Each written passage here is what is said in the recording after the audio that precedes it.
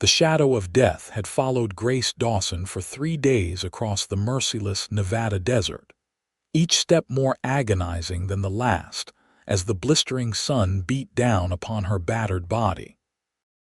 By the time she reached the outskirts of Silver Pine, California, in the summer of 1878, her cracked lips could no longer form words, her torn dress caked with blood and dust, and her once bright auburn hair now a tangled mess against her sunburnt skin. The men lounging outside the town's only saloon spotted her first, their raucous laughter cutting through the afternoon heat as she collapsed to her hands and knees, crawling the final yards toward what might be her salvation or her doom. "Look at that," one man jeered, spitting tobacco juice into the dirt. "Reckon she crawled all the way from Carson City." Their laughter grew louder as they watched her struggle, not one moving to help as she inched forward, determination the only thing keeping her conscious. Her fingers clawed at the dusty ground, leaving small furrows behind as she fought for each foot of progress. "Ain't that a pitiful sight?" another called out. "Should we draw straws to see who gets her first when she makes it here?" The cruel suggestion brought another round of laughter, but it died quickly when hoofbeats thundered down the main street, and a tall figure on horseback pulled to a sharp stop between the crawling woman and her tormentors. Thomas Calloway slid from his stallion's back in one fluid motion, his weathered face set in hard lines beneath the wide brim of his hat. Unlike the jeering men, he wore no flashy clothes, just practical trail-worn garments and a gun belt that had clearly seen use. His eyes, a startling blue against his sun-darkened skin, flashed with cold fury as he took in the scene. "They laughed as she crawled," he said, his voice carrying the quiet authority of a man unaccustomed to repeating himself. He strode past the now silent onlookers to where Grace struggled in the dirt, kneeling beside her with a gentleness that belied his imposing stature. "Stand," the cowboy said, offering his hand. "I've got a horse that bows to no man, but he'll carry you with honor, madam." Grace looked up, her green eyes clouded with pain and suspicion, but something in his steady gaze convinced her to reach for his outstretched hand. "I can't," she whispered, her voice raw from thirst. "My ankle." Thomas nodded once, understanding without the need for further explanation. In one smooth movement, he scooped her into his arms, her slight frame weighing almost nothing against his chest. "Diablo doesn't much care for strangers," he said as he carried her toward his massive black stallion. "But I reckon he'll make an exception today." The horse, as if understanding his master's words, lowered its proud head and remained perfectly still as Thomas carefully settled Grace in the saddle. "The rest of you ought to be ashamed," Thomas called over his shoulder to the men who had been laughing moments before. His hand rested protectively on Grace's back to steady her. "A real man helps those in need. He doesn't laugh at their suffering." Without waiting for a response, he led his horse down the street toward Doc Miller's office, each step measured and careful to avoid jostling the injured woman. "Thank you," Grace managed, her fingers clutching the saddle horn to keep from falling. "They wouldn't stop laughing." "Folks around here have forgotten their manners," Thomas replied, his voice gentler now. "But you're safe now, miss." "Dawson," she replied. "Grace Dawson." "Thomas Calloway," he said with a slight tip of his hat. "Most folks just call me Tom." "Those men," Grace whispered, looking back over her shoulder. "Will they cause trouble for you?" Thomas's mouth curved into the ghost of a smile. "Don't you worry about them." In Silver Pine, a man who knows horses has more respect than a man who only knows the bottle. He patted the stallion's neck. "And Diablo here has earned us both plenty of respect." As they reached the doctor's small wooden building at the edge of town, Grace felt darkness closing in around the edges of her vision. The last thing she remembered before unconsciousness claimed her was the security of Thomas Calloway's strong arms catching her as she slipped from the saddle. When Grace awakened, the golden light of sunset filtered through a small window, casting long shadows across unfamiliar walls. She lay on a narrow bed, her ankle wrapped in clean bandages, and her skin scrubbed free of dust. Someone had replaced her ruined dress with a simple nightgown that smelled of lavender soap. "Ah, you're with us again," said an elderly man with kind eyes and silver hair. "I'm Doc Miller. You've been unconscious for nearly 5 hours, young lady." Grace tried to sit up but fell back against the pillow as pain shot through her body. "Easy now," the doctor cautioned. "You're suffering from heat exhaustion, dehydration, and that ankle is badly sprained, not to mention the cuts and bruises covering most of you." Memories flooded back the attack on the stagecoach, her desperate escape into the wilderness, days of walking without proper water or food, and finally, the humiliation of crawling into town while men laughed at her misery. "The man who helped me," she said, her voice stronger now that her throat had been soothed with water. "Is he still here, Calloway?" "No, he paid for your care and went on his way." The doctor adjusted her pillow. "Said he had business to attend to, but he'd check on you tomorrow." Grace nodded, disappointment settling in her chest, though she couldn't explain why. The cowboy owed her nothing he had already done more than anyone else in this town. "Rest now," Doc Miller said. "Whatever trouble brought you to Silver Pine half dead can wait until you're stronger." But Grace knew better. The men who had attacked the stagecoach, who had murdered the driver and the other passengers, who had chased her into the desert, they wouldn't wait. They would be looking for her, and when they found her. She closed her eyes, fighting back tears. The stolen documents hidden in the lining of her boot weighed on her conscience.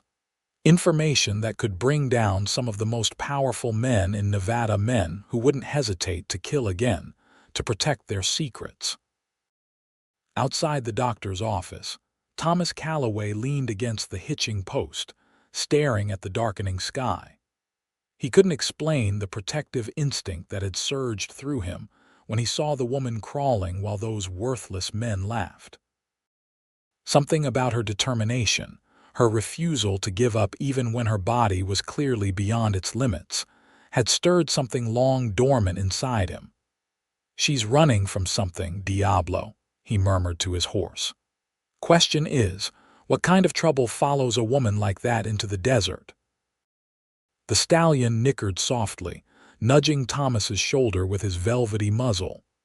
"Yeah, I know. Not our business." He sighed and straightened his hat. "But I can't just leave her to face it alone, can I?" With that, he swung into the saddle and headed toward his small ranch outside of town. He had chores to attend to, but tomorrow, he'd return and offer whatever help the mysterious Grace Dawson might need. The next morning, Thomas arrived at the doctor's office with a bundle of clothing tucked under his arm, simple garments borrowed from his neighbor's daughter. He knocked lightly on the door, surprised when it swung open to reveal Grace standing there, dressed in the same tattered clothes she'd been wearing when he found her, though someone had made an effort to clean them. "Miss Dawson," he said, tipping his hat. "Should you be on your feet already?" Grace's face, still pale beneath her sunburn, showed a flicker of relief at seeing him. "Mr. Calloway, I was afraid you wouldn't return." "Said I would, didn't I?" He offered the bundle. "Thought you might need something fresh to wear, nothing fancy, mind you." She accepted the clothes with genuine gratitude. "Thank you. You've been kinder than I deserve." Thomas noticed how she glanced nervously past him to the street, as though expecting to see someone following him. "Doc says you need rest," he commented. "Yet here you are, looking ready to run despite that ankle." Grace clutched the clothing tighter. "I can't stay. It's not safe for me or for anyone helping me." "Trouble has a way of finding folks, whether they stay put or keep moving," Thomas observed. The difference is whether you face it alone or with someone watching your back. Something in his steady gaze made Grace hesitate. This man was a stranger, yet he had shown her more kindness in their brief acquaintance than most had in her entire life. Could she trust him? Did she have a choice? "I need to leave Silverpine," she finally said. "Today, if possible. Those men who were laughing, they're the least of my worries." Thomas nodded slowly. "My ranch is about 3 miles outside town, quiet, private. You could rest there while you decide your next move. Why would you help me?" Grace asked, suspicion creeping into her voice. "You don't know me. I could be a criminal for all you know." The cowboy's mouth curved into a genuine smile for the first time. "Are you a criminal?" "No," she replied without hesitation.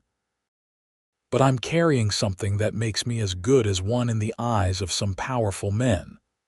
"Then it seems to me you could use a friend, Miss Dawson." Thomas adjusted his hat. "I've got a wagon out back, less conspicuous than riding double on Diablo through town." Grace looked past him again, weighing her options. Every minute in Silverpine increased her risk. The men hunting her wouldn't be far behind, and once they arrived, it wouldn't take long to discover where she was. "Let me change first," she decided. "And then, if your offer still stands, I'd be grateful for a place to rest." While Grace changed into the borrowed clothes, a simple blouse and skirt that fit reasonably well, Thomas settled his account with Doc Miller and arranged for his wagon to be brought around back. Within 30 minutes, they were traveling down a dusty road leading away from Silverpine. Grace hunched low in the wagon bed beneath a blanket, just in case unfriendly eyes were watching. Thomas's ranch was modest, but well-maintained, a small wooden house with a wide porch, a sturdy barn, and several corrals containing horses of various colors and breeds. A creek ran along the property's edge, providing water even in the dry season. "It's not much," Thomas said as he helped Grace down from the wagon, "but it's paid for and it's mine." "It's beautiful," Grace replied honestly, taking in the peaceful scene. Mountains rose in the distance, their peaks still capped with snow despite the summer heat in the valley. "How long have you lived here?" "5 years." Thomas guided her toward the house, mindful of her limping gait. "Before that, I worked cattle drives, fought in the war, tried my hand at prospecting, the usual story out here." Inside, the house was simple but comfortable. A main room served as both kitchen and living area, with a small bedroom visible through a doorway. Everything was neat and organized, with none of the chaos typical of a bachelor's dwelling. "You can take the bedroom," Thomas said. "I'll bunk in the barn." Grace shook her head. "I can't put you out of your home. It's no trouble, done it plenty of times when I've had injured horses needing attention through the night." He gestured toward a rocking chair by the fireplace. "Sit. Rest that ankle. I'll make us some coffee and food, and then, if you're willing, you can tell me what kind of trouble has you crawling through the desert." Over a simple meal of beans, cornbread, and surprisingly good coffee, Grace told her story. She had been working as a secretary for a judge in Carson City when she discovered evidence of corruption involving several prominent businessmen and politicians. Railroad contracts, land deals, mining rights, all manipulated through bribes and blackmail. "I was naive," she admitted, her fingers tracing the rim of her coffee cup. "I thought if I took the evidence to the territorial governor, justice would be served. I didn't understand how deep the corruption went." She had boarded a stagecoach bound for Sacramento, where the governor was attending a conference. 20 miles outside Carson City, armed men had stopped the coach. The driver and the other 2 passengers were shot immediately. Grace had only escaped because one of the horses spooked, giving her the chance to flee into the desert. "I knew the general direction of Silverpine," she continued, but I lost my water on the first day, took a bad fall on some rocks on the second. By the time I reached town, well, you saw the state I was in." Thomas listened quietly, his weathered face revealing little. When she finished, he nodded once as if confirming something to himself. "These men will come looking," he said. "It wasn't a question. Yes, they know I have proof that could ruin them. They won't stop until they find me, and the documents, which you still have." Grace touched her boot automatically, then caught herself. "Yes." Thomas smiled faintly at her instinctive reaction. "Good hiding place. Most men wouldn't think to check a lady's boots." He rose and began clearing the dishes. "You should rest.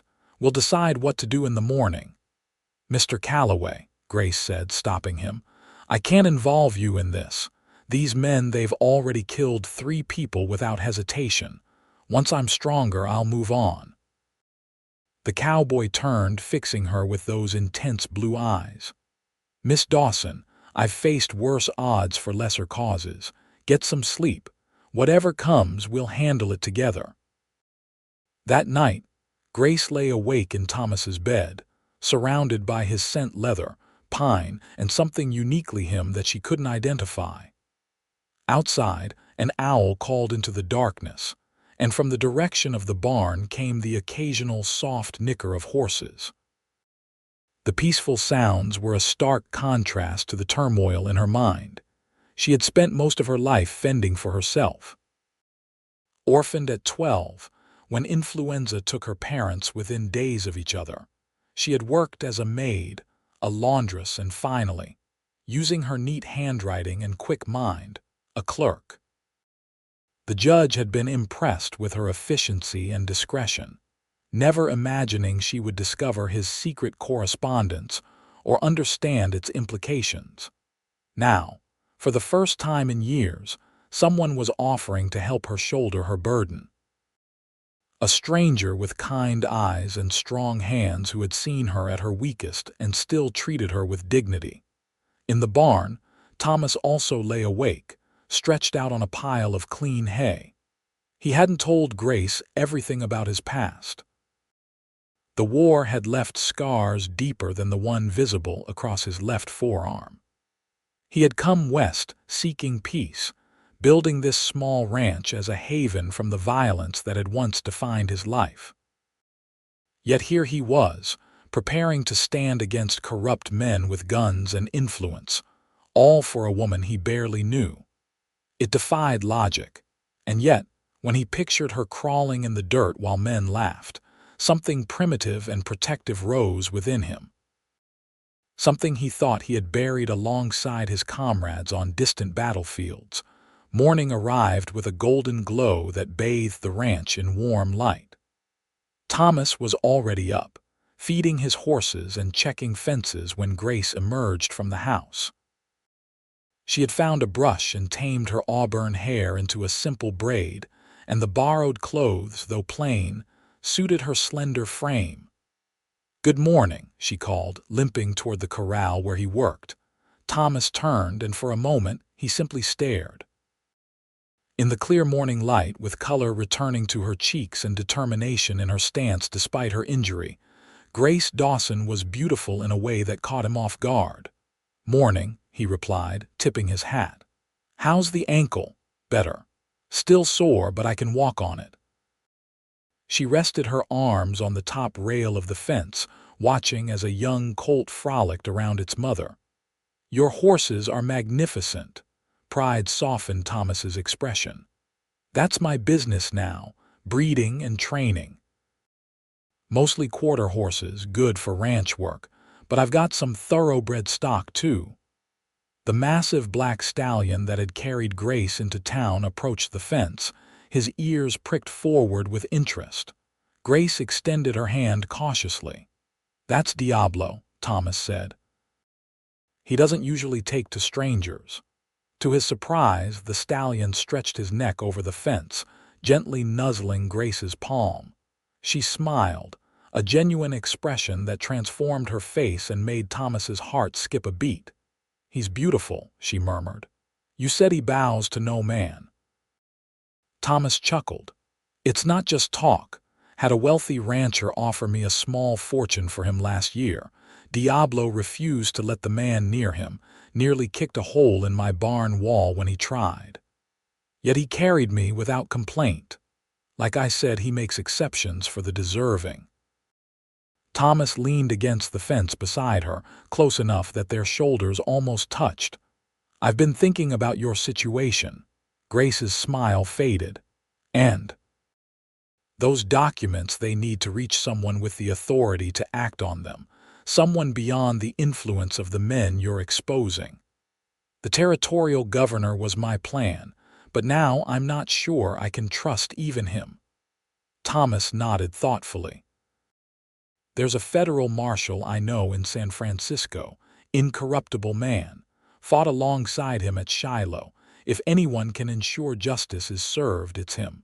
Hope flickered in Grace's eyes. San Francisco is a long way from here. About a week's journey, Thomas confirmed. But I know the terrain, and more importantly, I know how to avoid the main trails where men might be watching for you. You're suggesting we go together? Unless you've got a better plan. Grace looked away, watching Diablo prance around his paddock, his black coat gleaming in the sunlight. Why are you doing this? You owe me nothing. Thomas was quiet for a long moment, his gaze fixed on the distant mountains. During the war, he finally said, I saw good men stand by while terrible things happened. I swore I'd never be one of them. He turned to face her. Besides, I've grown rather fond of having company around here. The flush that rose to Grace's cheeks had nothing to do with the morning sun. When would we leave? Tomorrow. We'll need supplies, and I have to arrange for my neighbor to look after the ranch and the horses. He straightened, all business now. We'll travel light, stick to the high country where we can see anyone approaching. With luck, we'll reach Sacramento in 4 days, then catch the steamer to San Francisco. Grace nodded, resolve settling over her features. I'll help with preparations. They spent the day in companionable work, Grace, mending clothing and packing provisions, while Thomas prepared the horses and checked his weapons. By sunset, they had everything ready for an early departure. As they sat on the porch after dinner, watching the stars appear one by one in the darkening sky, Grace found herself studying Thomas's profile.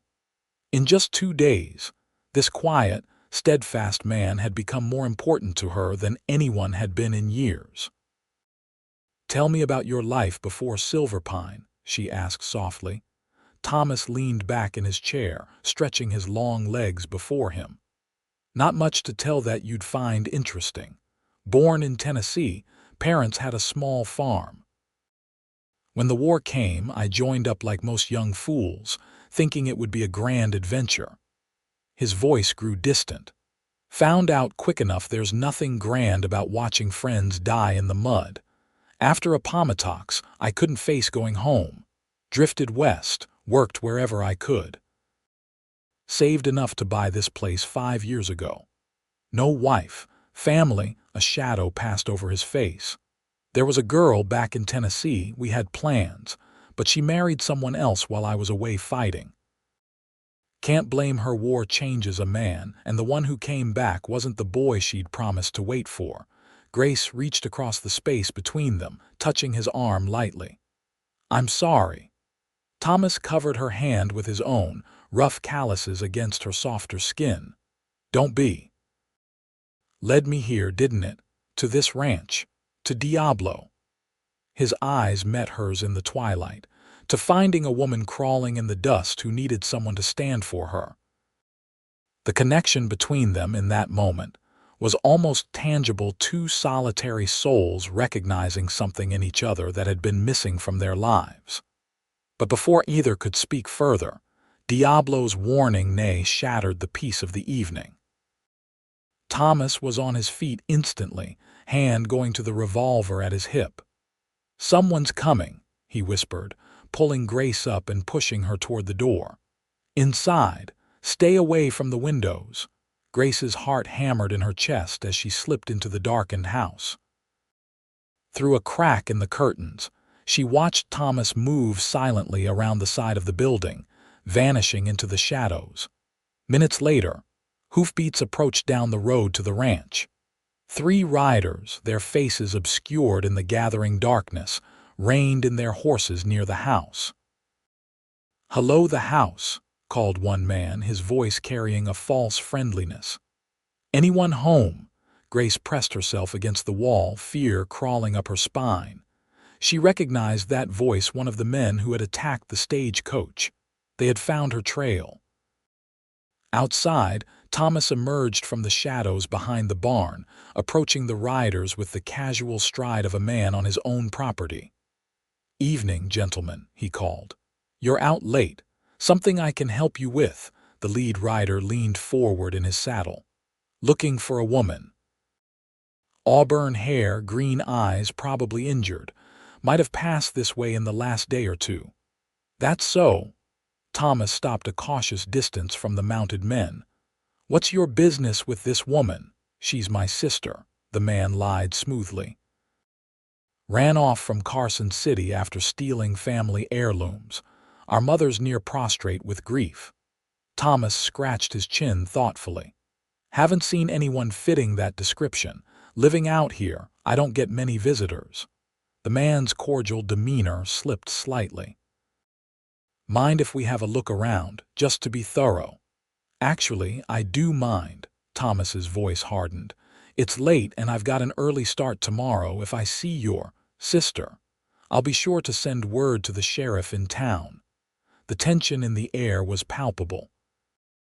Inside the house, Grace held her breath, one hand pressed against her mouth to stifle any sound. "You sure about that answer, mister?" The lead rider's hand moved toward his holster. "We'd hate to think you're hiding something from us." Thomas's stance shifted subtly, his right hand now hanging casually near his own weapon. "Nothing to hide. Just value my privacy. Now, unless you've got official business, I'd appreciate you riding on." For a tense moment, Grace thought violence would erupt in the yard. Then, surprisingly, the lead rider laughed and raised his hands in a placating gesture. "No offense meant. Just worried about family, you understand." He touched the brim of his hat. "We'll be moving on. But if you do see a woman matching that description, there's a reward for information. You can find us at the hotel in Silver Pine." "I'll keep that in mind," Thomas replied evenly. The men wheeled their horses around and rode away, but Grace wasn't fooled by their apparent acceptance. They would be back, possibly with more men. The encounter had only bought them a temporary reprieve. Thomas remained outside for several minutes after the riders disappeared, scanning the darkness with watchful eyes before returning to the house. "They'll be watching the road," he said as he bolted the door behind him. "We need to leave tonight, not wait for morning." Grace nodded, already moving to gather their prepared supplies. Those were the men from the stagecoach. The one who spoke, he shot the driver at point-blank range. Thomas's expression grew grim. "Then we definitely aren't waiting." He began extinguishing the lamps. "We'll head out the back way, through the creek bed. It's harder to track, and they won't expect us to leave in the dark." Within 30 minutes, they had packed 2 horses Diablo for Thomas and a steady bay mare named Willow for Grace. They led the animals quietly along the creek, wading through the shallow water to hide their tracks, until they were well clear of the ranch. Only when they reached the tree line of the higher foothills did Thomas help Grace mount her horse. The night was clear, a 3/4 moon providing enough light to travel by once their eyes adjusted to the darkness. "We'll ride through the night," Thomas said as he swung into Diablo's saddle. "Put as much distance between us and them as possible. There's an old trapper's cabin about 15 miles from here where we can rest tomorrow." Grace adjusted her position, grateful that her ankle had improved enough to ride. "I'm sorry to have brought this trouble to your door." Thomas guided Diablo alongside her mare, his face solemn in the moonlight. You didn't bring it, Grace. Men like that create their own trouble. All you did was have the courage to stand against them. They rode in silence for a time, following game trails that wound ever higher into the mountains. Despite her exhaustion and fear, Grace found herself drawing strength from Thomas's steady presence. Whatever lay ahead, she wasn't facing it alone anymore. As dawn broke over the eastern ridges, painting the sky in shades of pink and gold, Thomas led them into a small hidden valley. The trapper's cabin was little more than a one-room structure with a stone fireplace, but after a night of riding, it looked as welcoming as any palace. "We should be safe here," Thomas said as he helped Grace dismount. Her muscles protested after hours in the saddle, and she stumbled against him, his arms automatically steadying her. For a moment they stood close, her hands resting on his chest, his encircling her waist.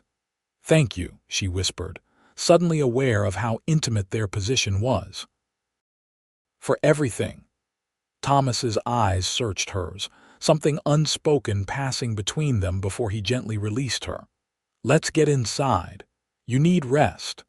While Grace settled in the cabin, Thomas tended to the horses, concealing them in a stand of pines near a small spring.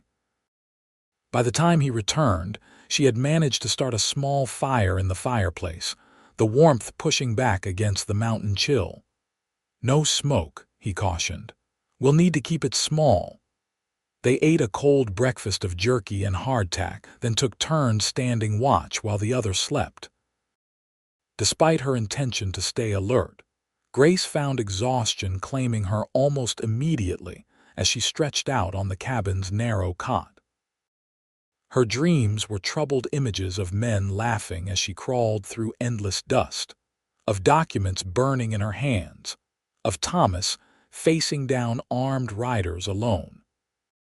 She woke with a start to find the cabin bathed in afternoon light and Thomas sitting nearby, whittling a small piece of wood with a pocket knife. "You slept about 6 hours," he said, setting aside his work. "How's the ankle?" Grace flexed her foot experimentally. "Stiff, but the swelling's gone down." "Good. We'll rest here tonight, then push on at first light." He offered her his canteen. "Plans have changed a bit. I've been thinking about our route." As Grace drank, Thomas explained that their best option was to avoid Sacramento entirely. "Those men will have telegraphed ahead by now. They'll have people watching the main roads and the steamer docks. So how do we reach San Francisco?" "There's a coastal route longer but less traveled.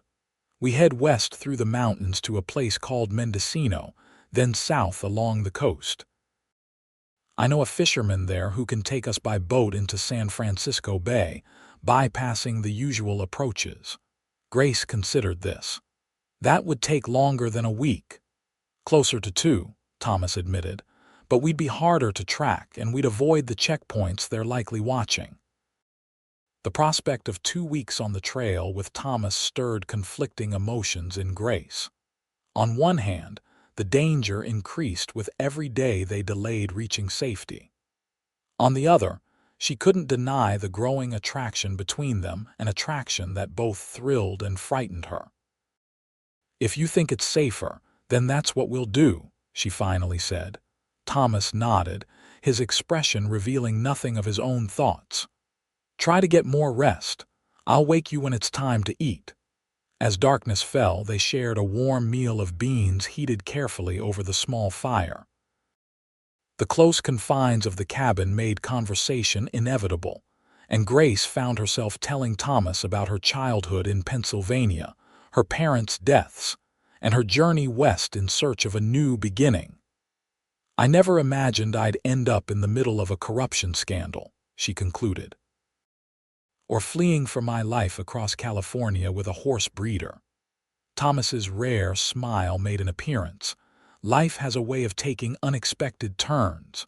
"What about you?" Grace asked. "You've told me about the war, but little else.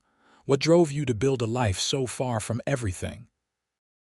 He was quiet for a long moment, the firelight casting shadows across his features. After the war, I didn't fit anywhere. Too many ghosts. His fingers absently traced the scar on his forearm. I drifted, took work as a gun hand for a while. Grace's eyes widened slightly. She had suspected there was more to his past than he had shared, but this confirmation of violence in his history was surprising. Not proud of some things I did back then, Thomas continued, his voice low. But one day I found myself working for a man who wanted me to run some farmers off their land. Good people, families with children. He looked up, meeting her gaze directly. I couldn't do it. Walked away from good money, earned myself some powerful enemies. That's when you came here. To Silver Pine, he nodded. Bought the ranch with what savings I had left, decided to work with horses instead of guns. They're honest creatures, no hidden motives, no lies. Unlike people, Grace said softly, some people. Thomas's eyes held hers. Not all. The intensity of his gaze made Grace's heart quicken. In that moment, she understood that Thomas Calloway had recognized something in her that matched something in himself, a core of honesty and determination that had survived despite life's hardships. We should sleep, Thomas said, breaking the spell. Long ride tomorrow.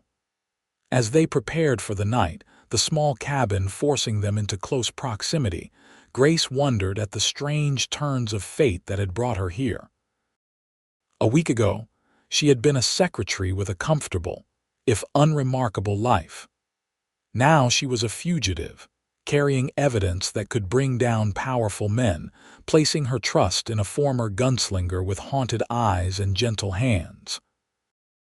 More surprising still was the realization that despite the danger, despite the uncertainty of what lay ahead, she felt more alive than she had in years.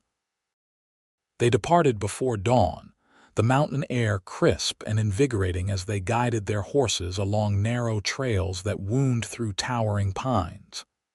Thomas set a steady pace, choosing routes that favored concealment over speed. By midday, they had crossed the first major ridge and were descending into a valley lush with summer growth. A stream meandered through the center, providing a perfect spot to rest the horses and refill their canteens. We're making good time, Thomas said as he helped Grace down from her saddle. His hands lingered at her waist for a moment longer than necessary. Another day like this, and we'll reach the western slopes. Grace stretched, working out the stiffness in her muscles. I never realized California had such beautiful wilderness. In Carson City, all anyone talked about was mining and railroads. That's because most folks only see the parts of the country that can make them money. Thomas led the horses to drink at the stream, but this land has value beyond gold or timber. Grace followed him to the water's edge, kneeling to splash the cool liquid on her face. It makes me understand why you chose to live away from town. There's a peace here that's hard to find among people. Thomas watched her, noticing how the dappled sunlight filtering through the trees caught the auburn highlights in her hair. Sometimes the right person can bring that same kind of peace, he said quietly. Before Grace could respond to his unexpected words, a distant sound made Thomas tense. He raised a hand for silence, his head cocked as he listened intently. Riders, he whispered. At least 3 coming up the valley. Fear shot through Grace's veins. The men from the ranch, can't be sure, but we can't take chances. Thomas quickly gathered their gear, securing it to the saddles. The ridge to the north will give us cover, if we can reach it before they spot us. They mounted quickly, Thomas leading the way toward a steep, wooded slope. They had covered perhaps half the distance when shouts erupted behind them. There, on the hill, Grace looked back to see 3 riders emerging from the trees by the stream, pointing in their direction. The men immediately spurred their horses in pursuit. Ride, Thomas commanded, urging Diablo to a gallop. Don't stop for anything. What followed was a desperate race through terrain that grew increasingly treacherous. Thomas led them through dense stands of trees, across rocky outcroppings, and up slopes that seemed impossibly steep. Grace clung to her saddle, focusing only on staying mounted as Willow valiantly kept pace with the larger Diablo. They reached the ridgeline with their pursuers still some distance behind, but as they crested the rise, Grace gasped at what lay before them, a narrow trail hugging the side of a sheer cliff, with a drop of several hundred feet to jagged rocks below. "We have to go down there?" she asked, her voice tight with fear. Thomas nodded grimly. "It's our only chance. The trail's too narrow for them to come at us more than one at a time. Gives us an advantage." He dismounted, taking Willow's reins from Grace's trembling hands. "I'll lead the horses. Stay close to the mountainside. Don't look down." Step by careful step, they began their descent. The trail was barely wide enough for the horses, loose stones occasionally skittering over the edge to emphasize the deadly drop just inches away. Grace kept her eyes fixed on Thomas's back, drawing courage from his steady movements. They had covered perhaps a quarter of the descent when a rifle shot cracked through the air. The bullet struck rock near Thomas's head, sending fragments flying. "Keep moving," he ordered, not breaking stride despite the blood now trickling from a cut on his cheek where a stone splinter had struck him. More shots followed, most going wide as the pursuers found it difficult to aim while navigating the treacherous trail themselves. But then Willow stumbled, a bullet having grazed her flank. The mare whinnied in pain and fear, nearly going over the edge before Thomas managed to steady her. "She's hit," Grace cried, immediately moving to the horse's side despite the danger. "Not badly," Thomas assessed quickly. "But we need to find cover." His eyes scanned ahead, settling on an outcropping of rock that jutted from the mountainside about 50 yards further down the trail. "There. If we can reach that point, I can hold them off while you continue down." "I won't leave you," Grace protested. "Not asking you to. Just need to slow them down." His expression brooked no argument. "Now move." They reached the outcropping just as the first pursuer rounded the bend above them. Thomas handed Grace the reins to both horses and positioned himself behind a large boulder, drawing his revolver. "Stay down," he ordered. "This won't take long." The first shot from Thomas's gun struck the trail just in front of the lead rider's horse, causing the animal to rear in panic. The man struggled to control his mount on the narrow path, providing Thomas with the perfect opportunity. His second shot hit the rider in the shoulder, sending him tumbling from his saddle. The fallen man's horse bolted back up the trail, forcing the other pursuers to scramble for safety. One lost his balance in the confusion, plummeting over the edge with a terrified scream that echoed through the canyon before being abruptly cut short. "Come on," Thomas said, holstering his weapon. "They're disorganized now, but not for long." They continued their descent, moving as quickly as safety allowed. By the time they reached level ground at the base of the cliff, the sun was beginning to set, casting long shadows through the trees. "We need to keep moving," Thomas said, checking Willow's wound. The bullet had only grazed her, leaving a shallow furrow that was already beginning to clot. "They'll find another way down, and we need to be far from here when they do." They rode through twilight and into darkness, following a creek that wound through the valley. Only when the moon was high overhead did Thomas finally call a halt in a small clearing surrounded by dense brush. "We'll rest here for a few hours," he said, helping Grace dismount. Her legs nearly buckled beneath her after so many hours in the saddle. "You all right?" Grace nodded, though in truth every muscle in her body ached with fatigue. "That man, the one who fell. He made his choice when he took money to hunt you down," Thomas said firmly. "Don't waste your compassion on men like that." They made a cold camp, not daring to risk a fire that might be spotted. As they sat side by side, sharing the last of their jerky, Grace noticed Thomas wincing slightly when he moved his left arm. "You're hurt," she said, moving closer to examine him in the moonlight. "It's nothing. Rock fragment caught me when that first shot hit." But when Grace insisted on looking, she found a deep gash just below his shoulder, blood still seeping through his torn shirt. "This needs cleaning and bandaging," she said, her voice allowing no argument. "Take off your shirt." To her surprise, Thomas complied without protest, revealing a torso marked by the evidence of a hard life, old scars from the war, more recent ones from ranch work, all overlaying the lean muscle of a man accustomed to physical labor. Grace tore a strip from her petticoat and used water from their canteen to clean the wound. Thomas remained stoically silent, though she knew her ministrations must be painful. "Thank you," she said softly as she worked, "for risking your life for me. Again." "Seems to be becoming a habit," he replied, his attempt at humor undermined by the tension in his voice. Tension Grace suspected had little to do with his injury and everything to do with her proximity, her hands on his bare skin. When she finished bandaging the wound, she didn't immediately move away.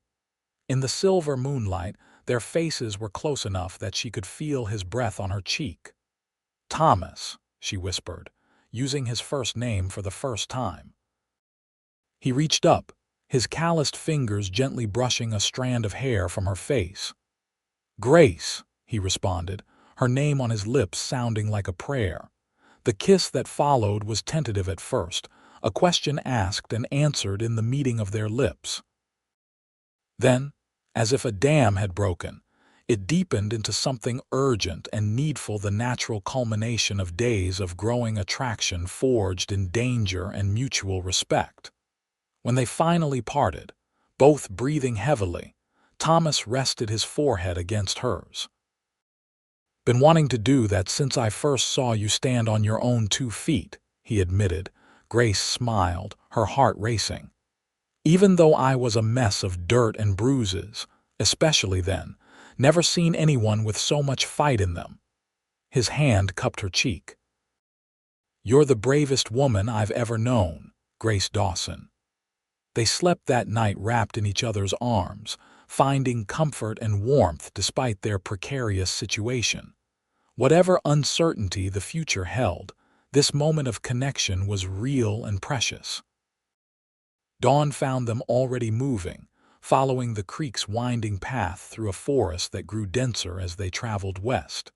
The air carried a new scent now, the faint tang of salt that signaled their approach to the coast. "How much farther to Mendocino?" Grace asked as they stopped briefly to water the horses. "If we keep this pace, we'll reach it by tomorrow afternoon." Thomas scanned the terrain behind them, a habit he had developed since their close encounter with the pursuers. "No sign of being followed, but that doesn't mean they've given up. The documents I'm carrying, they implicate men who control millions in railroad money and mining interests. They won't stop looking." Thomas nodded grimly. "All the more reason to keep moving." As they traveled, the landscape gradually changed. Pine forests gave way to towering redwoods, their massive trunks creating cathedral-like spaces beneath their canopies. The ground grew softer underfoot, carpeted with ferns and moss that muffled the horses' hoofbeats. By late afternoon, they reached a clearing where the remnants of an old logging camp provided shelter, a half-collapsed cabin, and a more intact stable where they could conceal the horses. "We'll stop here for the night," Thomas decided. "Horses need proper rest, and so do you." While Thomas tended to the animals, Grace explored the cabin. Despite its dilapidated exterior, one room remained relatively weatherproof, with a stone fireplace that could provide warmth without the smoke being visible from a distance. As darkness fell, they risked a small fire, its dancing light creating an island of warmth and comfort in the wilderness. They shared the last of their provisions, knowing they would need to resupply in Mendocino. "Tell me about San Francisco," Grace said as they sat before the fire. "I've never been there." Thomas smiled, remembering. "It's like nowhere else. Buildings climbing hillsides so steep you'd think they'd slide into the bay. Ships from every corner of the world in the harbor. People speaking languages you've never heard. Sounds overwhelming after Silver Pine." "It can be, but there's an energy there, a sense that anything's possible." He looked at her thoughtfully. "You might like it." The unspoken question hung in the air between them: what would happen after they delivered the documents? Would they go their separate ways, return to Silver Pine together? Or perhaps start anew somewhere else together? "What will you do?" Grace asked softly. "After we reach your Marshall friend." Thomas was quiet for a long moment, poking at the fire with a stick. "Haven't thought that far ahead," he finally admitted. "Been focused on getting you there safely." "Your ranch is just land and buildings," he interrupted. "Found something more important these past few days." The intensity in his eyes as he looked at her made Grace's breath catch. She had never expected to find this connection, this understanding with anyone, let alone a quiet horse breeder who had saved her life in the dust outside a frontier town. "I don't want to presume," Thomas continued, his voice low. "You'll have choices once this is over. A woman with your courage and intelligence could go anywhere, do anything." Grace moved closer to him, taking his rough hand in hers. "Perhaps what I want isn't to go somewhere else," she said. "Perhaps it's to be with someone who saw value in me when I was at my lowest." The kiss they shared then was different from their first, not born of desperate circumstances, but of deliberate choice, of growing feelings neither had expected but both now embraced. That night, in the shelter of the old logging cabin with rain beginning to patter on the roof, their connection deepened. Whispered words and gentle touches led to a joining that felt inevitable, two souls finding in each other what they had never found alone. Afterward, lying in Thomas's arms with her head on his chest, listening to the strong, steady beat of his heart, Grace felt a sense of peace she had thought forever lost to her. "I never expected this," she confessed into the darkness. "When I fled into the desert, I thought my life was ending, not beginning anew." Thomas's arms tightened around her. "Life has a strange way of giving you what you need, even when it comes disguised as hardship." They fell asleep to the rhythm of the rain, two people who had found shelter from more than just the weather. Morning brought clearing skies and renewed purpose. They set out early, Thomas estimating they would reach Mendocino by mid-afternoon if the terrain remained favorable. As they rode, the distant sound of the ocean grew steadily louder, until finally they crested a rise to see the Pacific stretching to the horizon, its vast blue expanse glittering in the sunlight. "Oh," Grace breathed, reining Willow to a halt to take in the view. "It's magnificent." Thomas smiled at her wonder. "Never gets old, no matter how many times I see it." They followed the coastline north, the trail now winding along cliffs that dropped dramatically to rocky beaches below. Seabirds wheeled and called overhead, and the air carried the invigorating scent of salt and kelp. Mendocino revealed itself as a small settlement nestled on a headland, its wooden buildings weathered by constant exposure to the elements. Fishing boats bobbed in a protected cove, and a lighthouse stood sentinel on a nearby point. "We'll need to be careful," Thomas cautioned as they approached. "Word might have reached even here. I know a place we can stay that's discreet. Old friend owes me a favor." That friend proved to be a grizzled lighthouse keeper named Hanson, who greeted Thomas with a bone-crushing handshake and curious glances at Grace. "Calloway, you old war dog," the man said, ushering them into his small but tidy cottage near the lighthouse. "Been years since you darkened my door." And with a lady, no less. Need a place to lay low, Hanson, Thomas explained. Just for tonight, and information about boats heading south. The older man nodded, asking no questions about their circumstances, a discretion Grace suspected was common among men of their generation who had survived the war. Got a fishing boat leaving for San Francisco at dawn, Hanson informed them over a simple but filling meal of fresh caught fish. Captain's a good man, won't ask too many questions if I vouch for you. With arrangements made for their departure, Grace and Thomas spent the evening resupplying from the small general store and tending to final details. The horses would remain with Hanson, who promised to see they were well cared for until Thomas could return or send for them. Diablo won't like being left behind, Thomas commented as they walked along the cliff path, watching the sun sink toward the horizon. You two have a special bond, Grace observed. How did you come by him? Thomas's expression softened with the memory. Found him half dead after a mountain lion attack, just a colt then. Everyone said he wouldn't survive, or if he did, he'd be too wild to tame. His mouth curved in a rare smile. Guess we both proved them wrong. He saw in you what I see, Grace said, slipping her hand into his. A man worth trusting with his life. Thomas looked down at their joined hands, then back at her face, now gilded by the setting sun. Still can't quite believe how all this happened.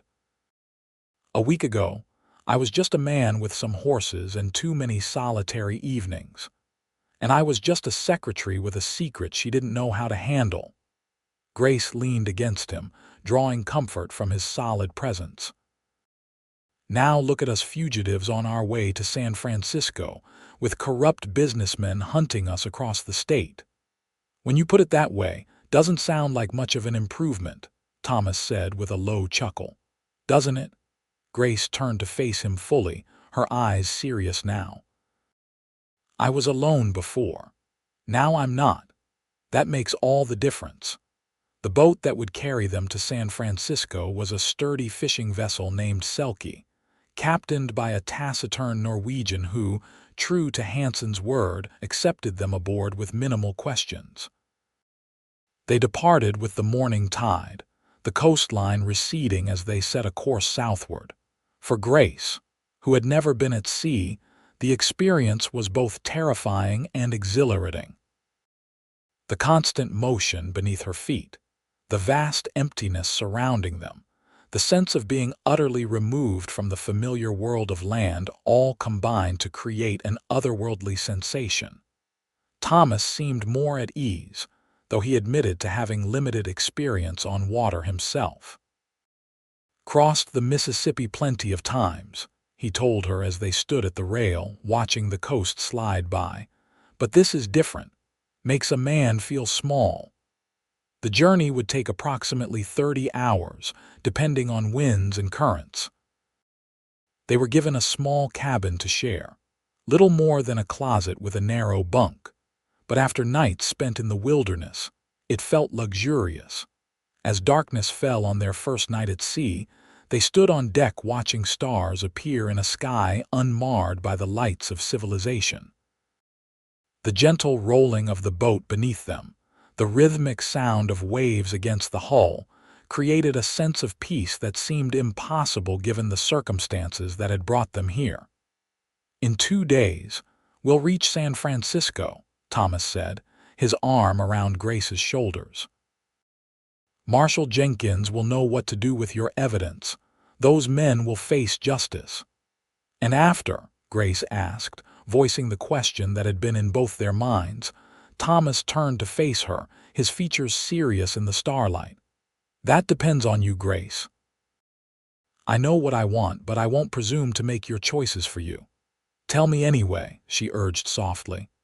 What do you want? His hands framed her face gently, thumbs brushing her cheeks. You, a life together, back at the ranch or somewhere new if that's what you prefer.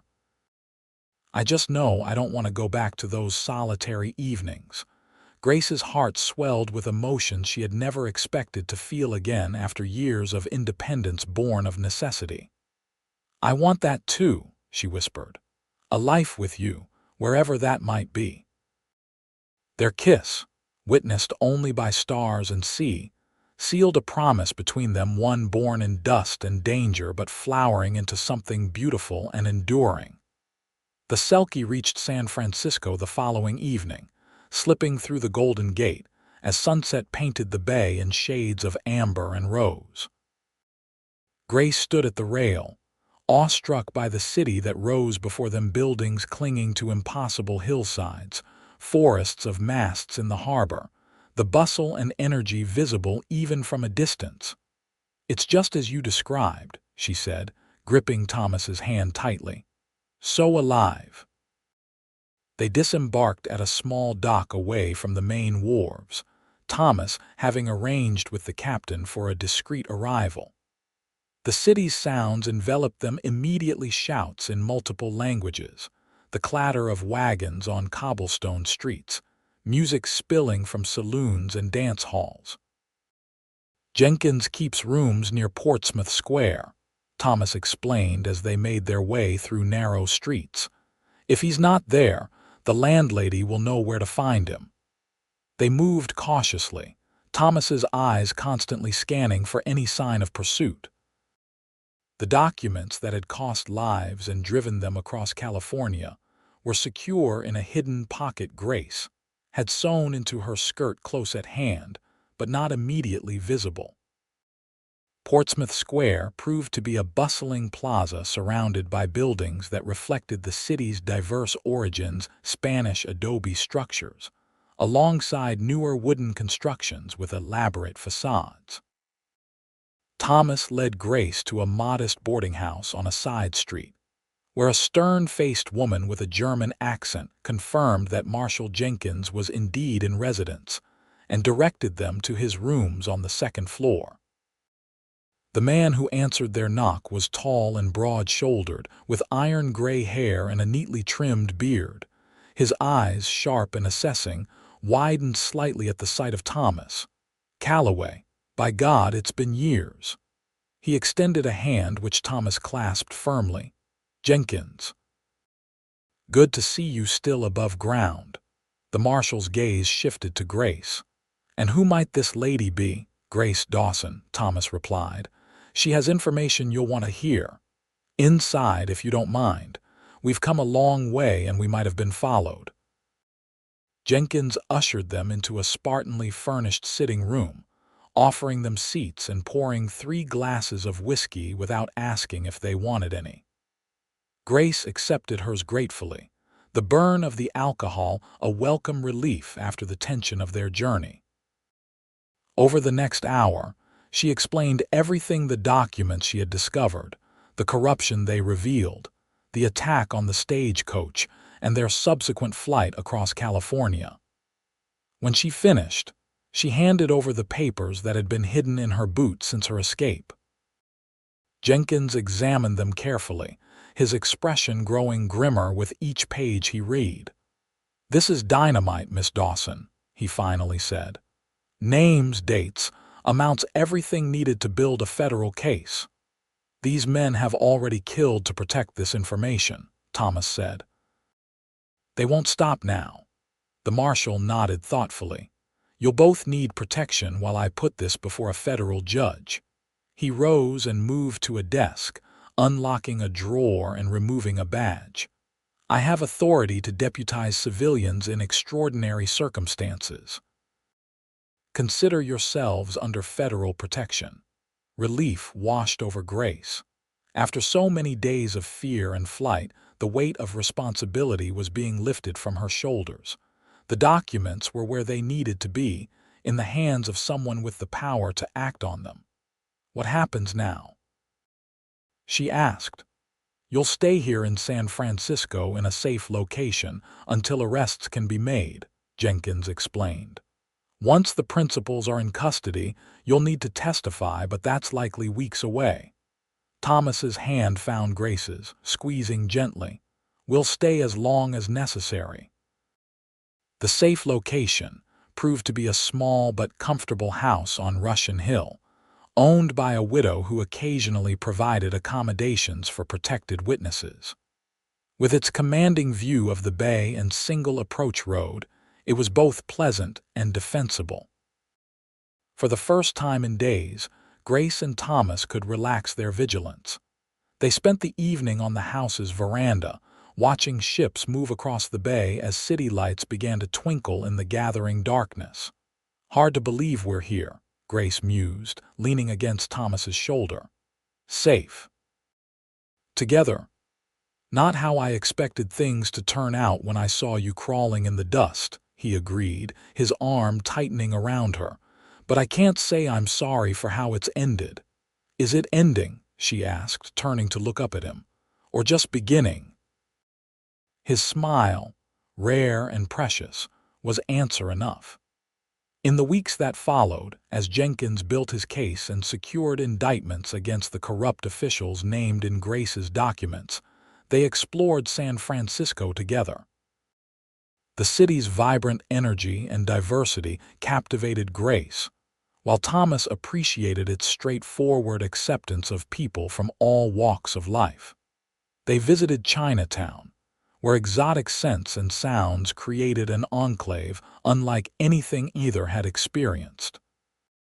They walked along the waterfront, watching ships arrive from distant ports with cargoes and passengers from around the world. They attended a performance at a grand theater, Grace wearing a new dress purchased with funds Jenkins had provided for their maintenance.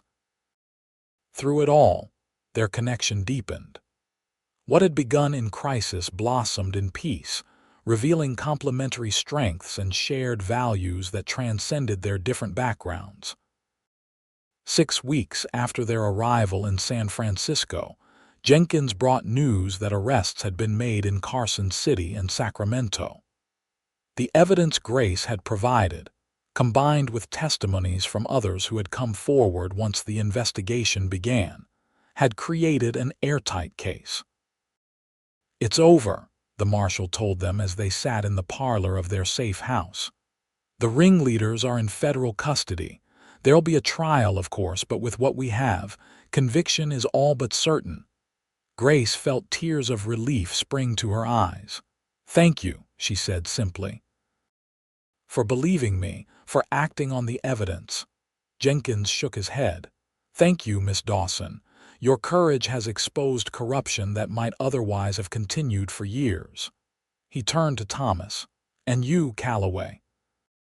Never thought I'd see you risk your neck for justice again after how things ended in the war."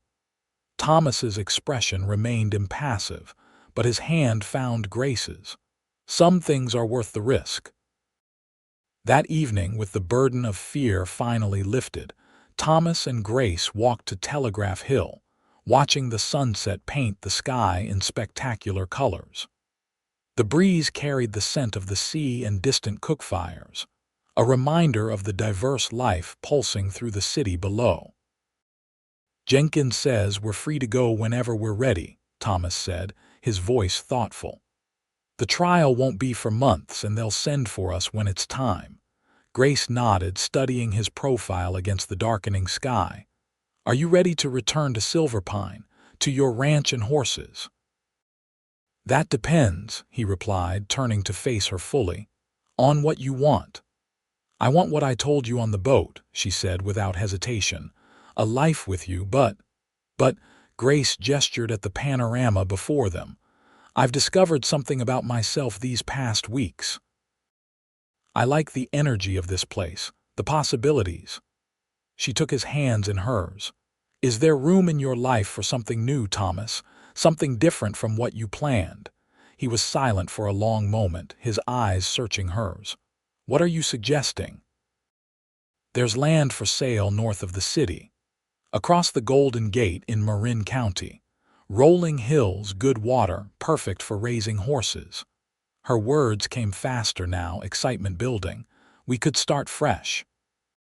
Close enough to the city for me to perhaps work with Jenkins or find other meaningful work, but with space for you to breed and train horses like you've always done." Thomas's expression shifted from surprise to thoughtful consideration. "You've been thinking about this." "I have," she admitted. "But if your heart is set on returning to Silverpine," he silenced her with a kiss gentle but filled with promise. "My heart is set on you, Grace Dawson. The where matters less than the who." When he pulled back, his smile was fuller than she had ever seen it. Besides, Diablo might enjoy the challenge of new terrain. As twilight deepened around them, Thomas reached into his pocket and withdrew a small object that caught the last rays of sunlight, a simple gold ring with a modest diamond. "Bought this yesterday," he said, suddenly seeming almost shy. "Was waiting for the right moment."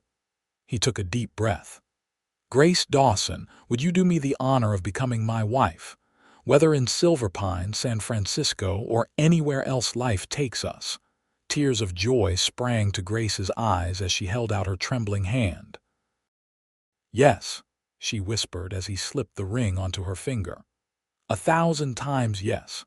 They were married 2 weeks later in a simple ceremony at the small church near their safe house. Marshall Jenkins stood as Thomas's best man, while the widow who owned the house attended as Grace's matron of honor. The vows they exchanged were traditional, but the meaning behind them was anything but a promise forged in extraordinary circumstances, tempered by danger, and strengthened by mutual respect and deepening love. With the Marshalls' help, they purchased the land Grace had found in Marin County, 300 acres of rolling hills overlooking the Pacific, with a small but sturdy farmhouse that could be expanded as needed. Thomas arranged for Diablo and Willow to be transported from Mendocino, and with the proceeds from selling his Silverpine ranch, he purchased additional breeding stock to establish their new enterprise. By the following spring, Calloway Horse Farm was becoming known throughout the region for its quality animals.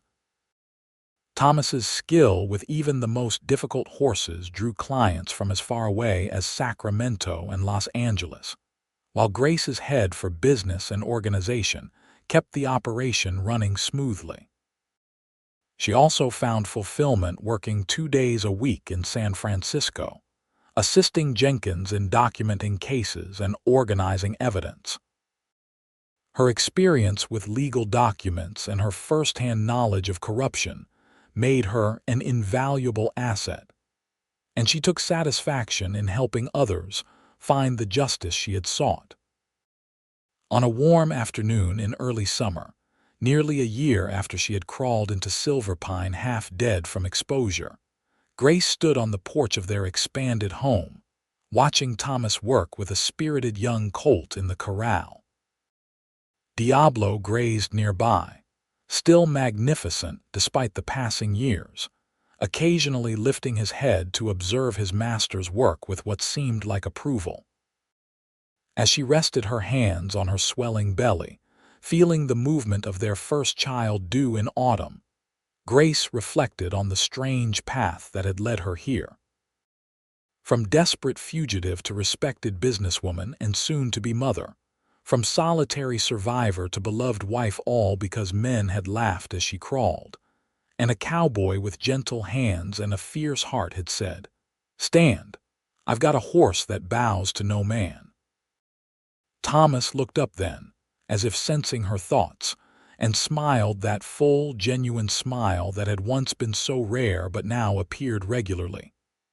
He said something to his assistant, then walked toward her, his stride confident and relaxed in a way it hadn't been when they first met. "How are my 2 favorite people today?" he asked as he climbed the porch steps, one hand automatically reaching to touch her rounded abdomen. "We're perfect," Grace replied, leaning into his embrace. "Just watching the master at work." Thomas chuckled, the sound rumbling pleasantly against her cheek. "That colt reminds me of you when we first met, all fire and determination, not willing to give an inch." "Are you saying I was difficult to handle, Mr. Calloway?" she teased. "I'm saying you were worth every moment," he replied, his voice growing serious. "Still are, every day." As the afternoon sun bathed their land in golden light, Grace knew with absolute certainty that this was what happiness felt like, not the absence of challenges, but the presence of someone to face them with. Someone who had seen her at her weakest and recognized her strength, who had offered his hand when she needed it most, and who now walked beside her as an equal partner in the life they were building together. In the distance, Diablo raised his proud head and whinnied, as if offering his own approval of the scene. The magnificent horse that bowed to no man but had carried a battered woman to safety had, in his own way, helped forge the bond that now sustained them all. "I love you, Thomas Calloway," Grace said simply, words that had once seemed impossible to speak now flowing easily from her heart. His arms tightened around her, his lips brushing her temple. "And I love you, Grace Calloway, until my last breath and beyond."